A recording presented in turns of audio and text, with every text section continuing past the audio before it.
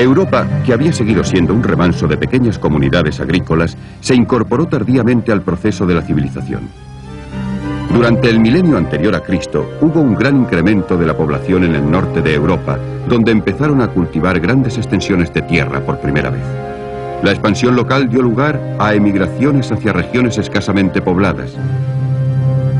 En esta era fue cuando aparecieron las primeras y florecientes civilizaciones europeas, los mundos clásicos de Grecia y Roma, que establecieron tradiciones que aún se conservan en nuestros días.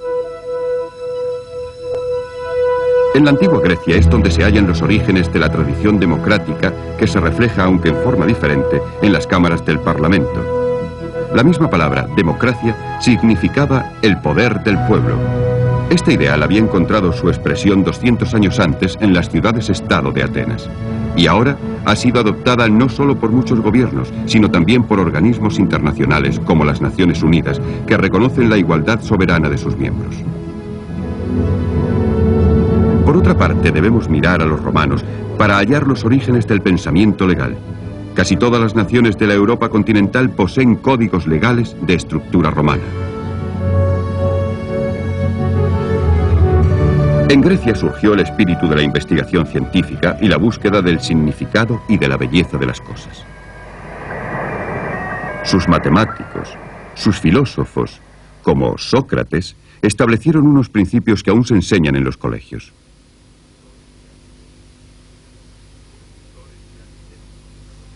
Sus escultores y arquitectos desarrollaron unos sistemas de proporción y de composición que han influido en los artistas a partir de entonces, como en el monumento a Washington. En Roma surgió la aplicación práctica de muchas de estas ideas en el arte de gobernar, en la ingeniería y en la construcción, como en el Pont du Gard de Nimes, donde se combinan la gracia y la proporción con la funcionalidad. Gran parte de nuestra arquitectura, tanto en América como en Europa, ha sido influida por el estilo clásico establecido hace 2000 años.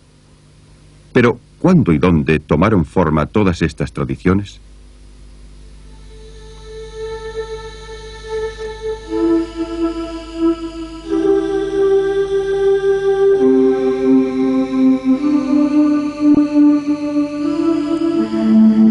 Mirando hacia el pasado, podemos evocar las imágenes que colocaron los cimientos de muchos de los aspectos de la civilización europea.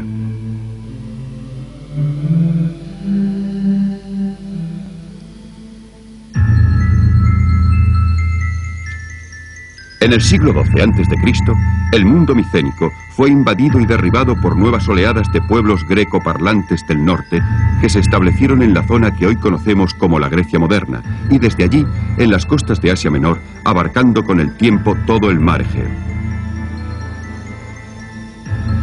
Estos pueblos adoraban al dios Zeus, tal y como habían hecho los micenios, y también a muchas otras deidades, entre las que se encontraba Afrodita, diosa del amor. Tras este periodo, en el siglo VIII a.C., el hierro reemplazó al bronce para las herramientas y las armas. Además, los griegos, tras desarrollar un invento fenicio, poseían un alfabeto que flexibilizó la escritura. Utilizada anteriormente solo para cosas como los inventarios, extenderían su uso a la literatura, siendo un gran ejemplo la poesía épica de Homero. También fue la era en que se realizaron estos grandes vasos, decorados con motivos geométricos.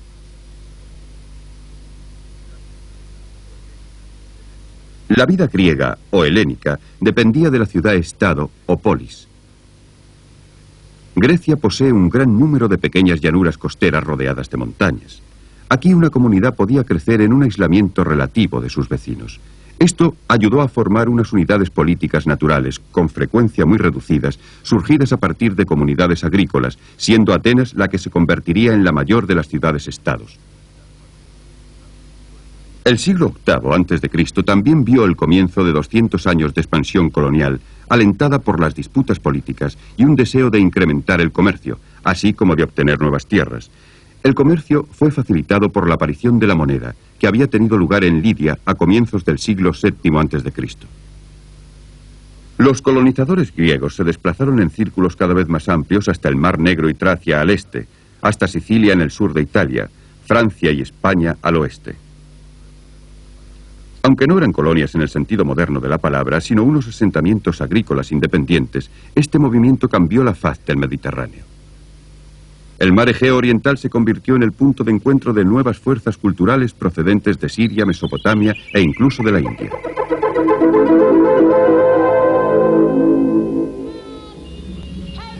En los siglos V y IV a.C. tuvo lugar un florecimiento cultural sin parangón, especialmente en Atenas, en cuya pequeña comunidad surgieron dramaturgos como Esquilo, Sófocles, Eurípides y Aristófanes. Se cree que Eurípides escribió unas 92 obras de teatro, muchas de las cuales aún pueden leerse y representarse en nuestros días. También fue la era de historiadores como Tucídides y Heródoto, de Demóstenes y de Pericles, los oradores políticos, y de gigantes de la filosofía como Platón y Aristóteles. Se reconstruyeron los templos y en el año 444 a.C. se iniciaron las obras del Partenón. Se completó con 50 impresionantes columnas que sustentaban un friso continuo de 160 metros de largo, de los cuales 102 aún pueden ser admirados por los visitantes del siglo XX. La Acrópolis, en el centro de Atenas, estaba adornada por edificios bellísimos. Además, en esta era dio comienzo la filosofía científica. Los babilonios habían dado fe de los eclipses, pero los griegos se preguntaban por qué sucedían.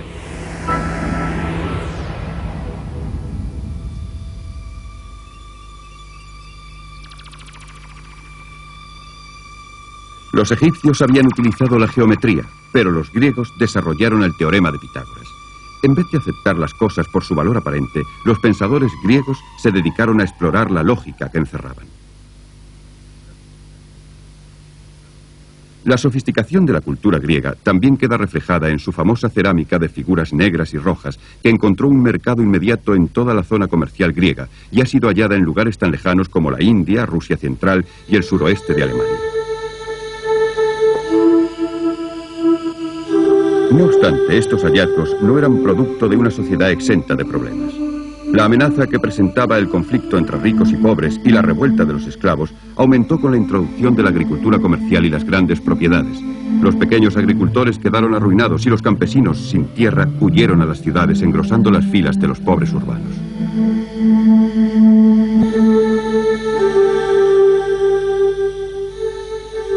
En Esparta, el temor a una rebelión de los esclavos oprimidos tuvo un gran peso, convirtiendo a la ciudad virtualmente en un campamento militar.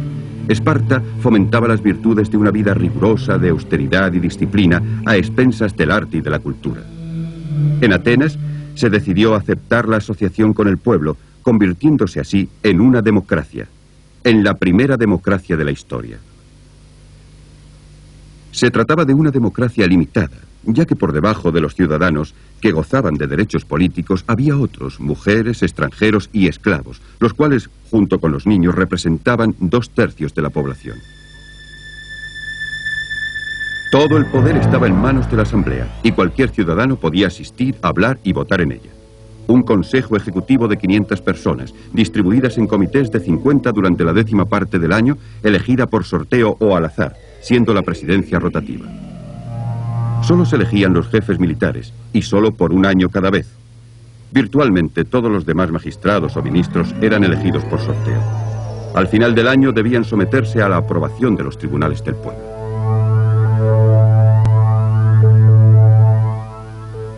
Pericles, el famoso político ateniense, lo describió de esta forma: nuestra constitución se denomina democracia porque el poder se encuentra en manos de la mayoría y no de una minoría. Pero nuestras leyes garantizan un trato igual para todos en las disputas privadas. Sin embargo, la democracia ateniense era un edificio muy frágil, con las fuerzas reaccionarias siempre acechando, dispuestas a reconquistar sus privilegios. Además, el mundo de las ciudades-estados era inherentemente inestable. Atenas tenía sus aliados, pero su riqueza y su poder también despertaban hostilidades. A comienzos del siglo V a.C., Esparta y Atenas se unieron para rechazar la invasión del gran imperio persa, y lograron derrotarlo en las batallas de Maratón y de Salamina.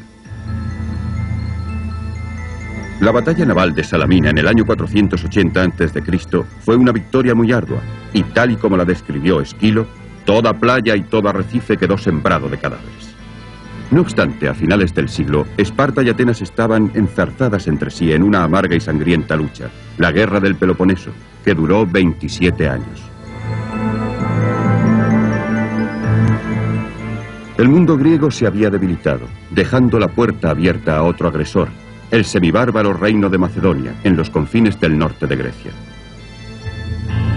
La unidad que las ciudades-estados griegas no habían logrado por sí mismas fue impuesta por Filipo de Macedonia en el año 338 a.C., y su hijo Alejandro Magno completó su obra. Los grandes días de Grecia habían concluido. Con Alejandro pasamos de la edad helénica a la edad helenística.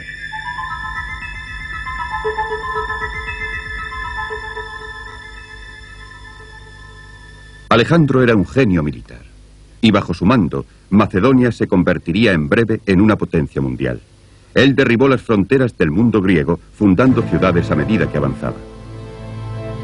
Desde Europa cruzó con su ejército a Asia Menor, al norte de África, rodeó Mesopotamia, hacia el Golfo Pérsico, arrolló el imperio persa y continuó hasta el lejano oriente, más allá de Samarcanda y Bukhara, alcanzando así el Taskent.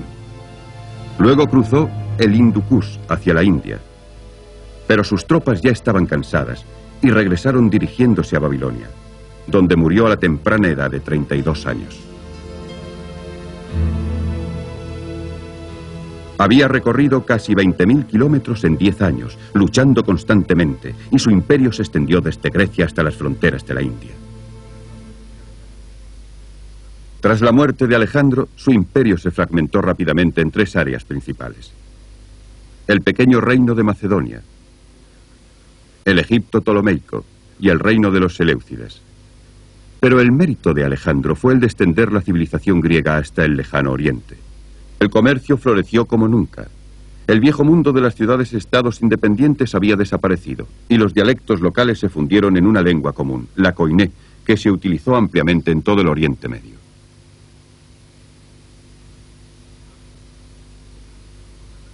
Los dioses griegos se complementaron con las religiones orientales, y se desarrollaron las filosofías características de la era helenística, como el epicureísmo, el estoicismo y el cinismo. Nació una nueva visión del mundo, diferente de la exclusividad de la Grecia clásica. Las creencias y los conocimientos establecidos eran puestos en duda. Había una creciente experimentación no solo en la escultura, sino también en la ciencia y en las matemáticas. Fue pues el mundo helenístico y su civilización, y no la griega clásica, lo que heredó Roma. Roma solo estaba en sus albores cuando Atenas tenía su edad de oro, y apenas empezaba a afirmarse como fuerza con la que había que contar cuando la civilización helenística se encontraba ya en su apogeo.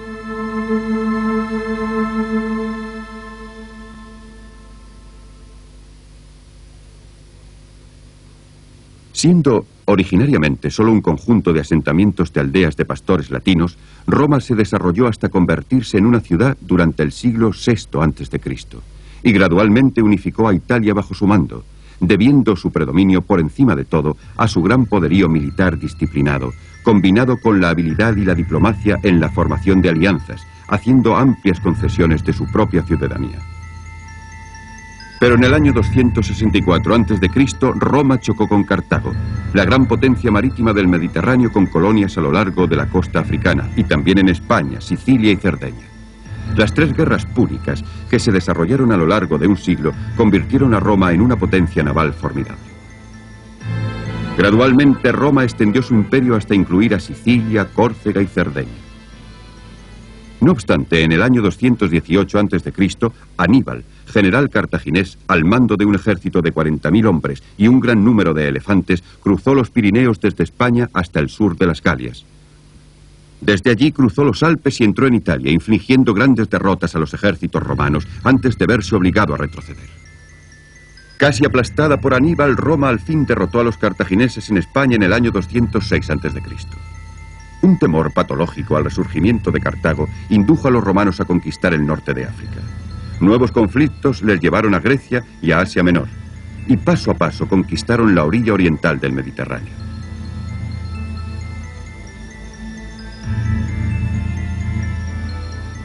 En el año 58 a.C., Julio César, un ambicioso y popular aristócrata, lanzó un ataque contra las Galias, y con el tiempo las fronteras de Roma se extendieron a través de Francia hasta el Rin y posteriormente a Gran Bretaña, Rumania y Siria.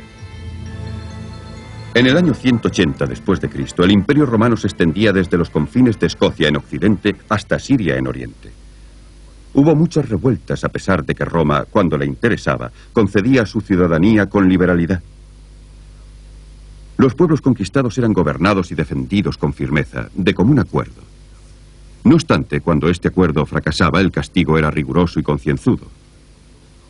Sin embargo, el Imperio Romano dotó a una vasta área de una sola moneda y unas bajas barreras aduaneras para el comercio, facilitado por una compleja red de carreteras y de puertos protegidos. Las mercancías venían de todos los rincones del imperio para satisfacer las exigencias de la rica y amplia población romana. Los animales para el circo procedían de todas partes, de Europa, osos y jabalíes salvajes, de Oriente Medio, tigres y leones, y del norte de África, camellos y leopardos. Se importaban vastas cantidades de trigo de Egipto, textiles y especias de Siria, aceite de España, mármol de Asia Menor y del norte de África, esclavos y estaño de Gran Bretaña. También había un extenso comercio entre las varias provincias que formaban parte del imperio. El comercio no terminaba en sus fronteras. Se comerció con la China de Losán y se estableció la famosa ruta de la seda que pasaba por Ecbatana, Samarcanda, Kasgar y llegaba hasta Lanzhou y Loyang.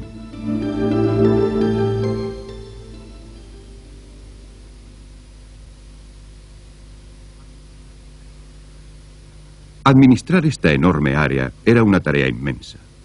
Los aristócratas romanos desempeñaban una corta serie de cargos para convertirse en cónsules en el Senado, ocupando el cargo durante un año.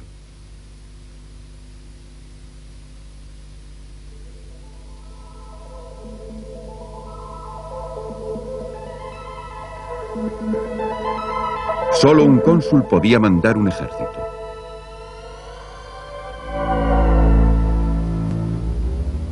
Los excónsules podían más tarde desempeñar cargos en ultramar como procónsules. Este sistema, establecido sobre una base republicana en los primeros días del imperio, se demostró inadecuado. Había corrupción, incompetencia y esporádicos disturbios civiles. En periodos de tensión, los generales ambiciosos podían acaparar todo el poder, como el dictador Julio César, destruyendo así la forma tradicional de gobierno republicano. En el año 31 a.C., tras un siglo más de guerras civiles y un incremento del predominio militar, la estabilidad fue restablecida por el sobrino de César, Augusto. Tras granjearse la lealtad de las tropas, retuvo todo el poder, permitiendo al Senado que compartiera con él la tarea de administrar el imperio. A pesar de todo, el poder efectivo permaneció en el firme puño del emperador. Augusto introdujo reformas en los impuestos y en la administración, lo que concedió al mundo occidental el periodo más largo de paz que había disfrutado hasta entonces. De este modo, la totalidad del norte de África, desde las fronteras de Egipto hasta el Atlántico, podía ser vigilada por una sola legión compuesta por solo 6.000 hombres. La paz de Augusto fue celebrada con la construcción de edificios. En todas las ciudades del imperio surgieron monumentos, arcos triunfales y anfiteatros. La consumada perfección de sus edificios es impresionante. Las termas de Diocleciano en Roma se levantaban sobre una superficie de casi 13 hectáreas y su vestíbulo central estaba abovedado a una altura de 28 metros. El Foro de Roma era un lugar de encuentro abierto, con tribunas para los oradores públicos y los comicios donde se reunía la asamblea popular.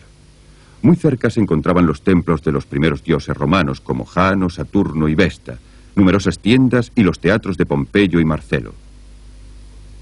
Había también no menos de 6 hipódromos, siendo el mayor de todos el Circo Máximo, con una capacidad de 140.000 espectadores sentados.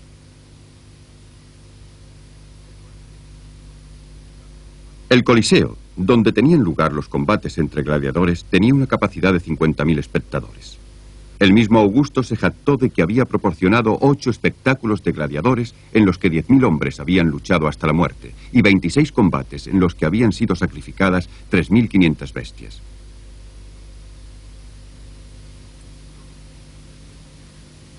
Los romanos también sobresalieron en la construcción de acueductos, puentes y fortificaciones fronterizas, como la muralla de Adriano, que se extiende a lo largo de casi 120 kilómetros al norte de Inglaterra, desde el río Tyne hasta Solway Firth. A medida que las provincias eran pacificadas, la nobleza local se desplazó a las ciudades y habló el latín. Se construyeron templos y grandes casas de campo siguiendo el modelo romano, como en Lanninston, en Kent, con elaborados baños, calefacción, mosaicos y decoración pintada.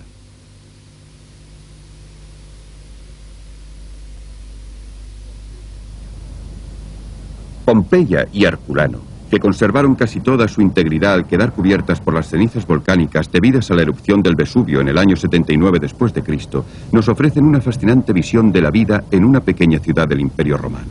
En Herculano hay muchos ejemplos de la casa romana tradicional, con las habitaciones dispuestas alrededor de un patio abierto, cuadrado o jardín. Mercaderes adinerados o patricios debieron vivir en esas casas, quedando reflejada su riqueza por la profusión de mosaicos y la decoración pintada.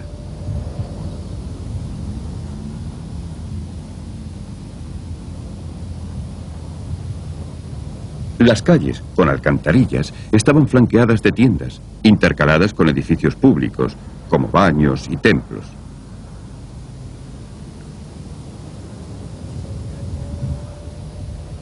Grecia, en gran parte, fue la fuente inspiradora de la arquitectura y el arte romanos. Muchas famosas estatuas romanas de mármol son en efecto copias de los originales griegos de bronce desaparecidos, si bien los romanos desarrollaron su propio estilo altamente naturalista en los retratos. La era de Augusto también fue celebrada por la poesía de Virgilio, Horacio y Ovidio.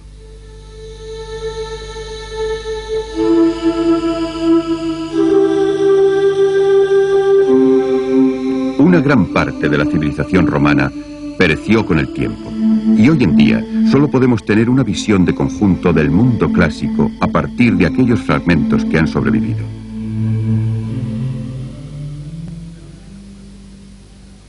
Pero el legado de Roma se encuentra no solo en forma de ruinas, monumentos y restos de carreteras. Existe un legado mucho más duradero reflejado en la palabra hablada, el latín, que dejó una huella permanente en las lenguas de Francia, España, Italia y Rumania. También el inglés moderno posee palabras de origen latino.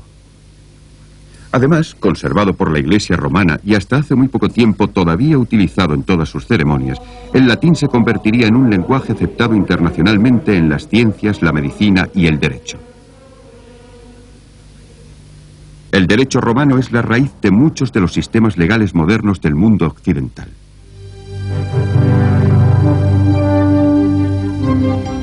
¿De qué modo nos hablan las civilizaciones clásicas a través de los siglos? Los griegos fueron los inspiradores del ansia de investigación en las ciencias y en las artes, y el espíritu ateniense de la democracia continúa viviendo. Los romanos hallaron a sus émulos no solo en los constructores de grandes imperios como Carlomagno y Napoleón, sino también en los pensadores liberales de la Revolución Francesa y Americana. Pero para encontrar las otras grandes influencias del mundo antiguo, debemos dirigir nuestra mirada más allá de Grecia y de Roma, a Asia, la cuna de las grandes religiones del mundo.